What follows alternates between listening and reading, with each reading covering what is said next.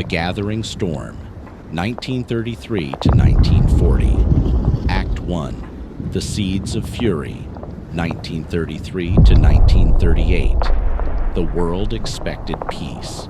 After the nightmare of 1918, a generation vowed, never again. But in the shadows of a broken continent, a new storm was brewing. Hold the swastika banner. January 30th, 1933. Adolf Hitler takes power in Germany. His ideology was built on two simple, poisonous pillars: vengeance for the Treaty of Versailles and a violent vision of German expansion.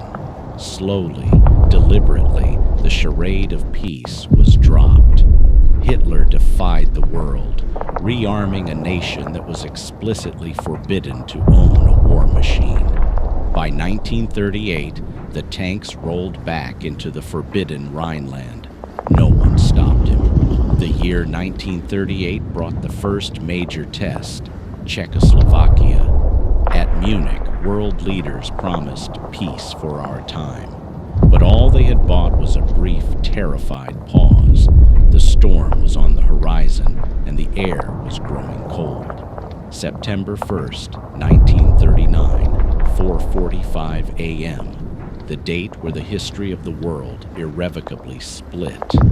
Germany invades Poland. This was not the static warfare of the last generation. This was different. This was Blitzkrieg, the lightning war.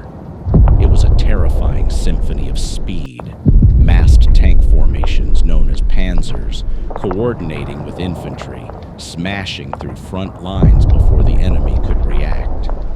The sound of the war was the Stuka dive bomber. Equipped with screaming sirens, the Jericho trumpet, it descended on cities and columns, turning military attacks into a psychological weapon of pure terror. Britain and France, honoring their pledges, declared war. But their slow, outdated response was no match for the speed of the Blitz. Poland was overwhelmed in weeks.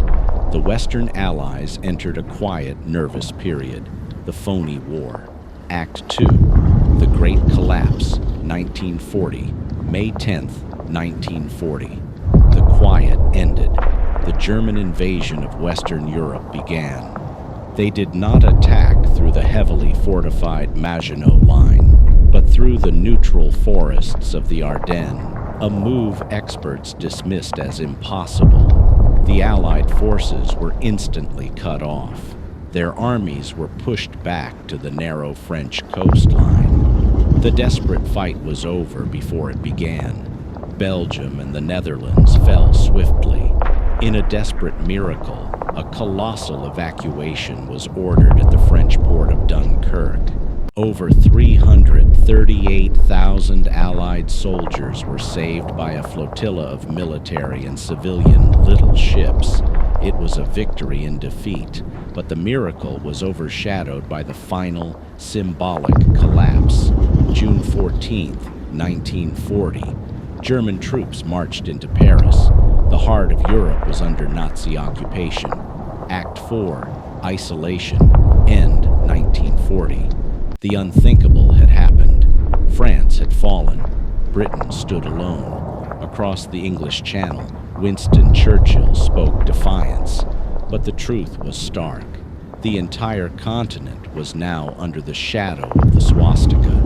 Hitler, now master of Western Europe, turns his gaze eastward and prepares for the invasion of Britain.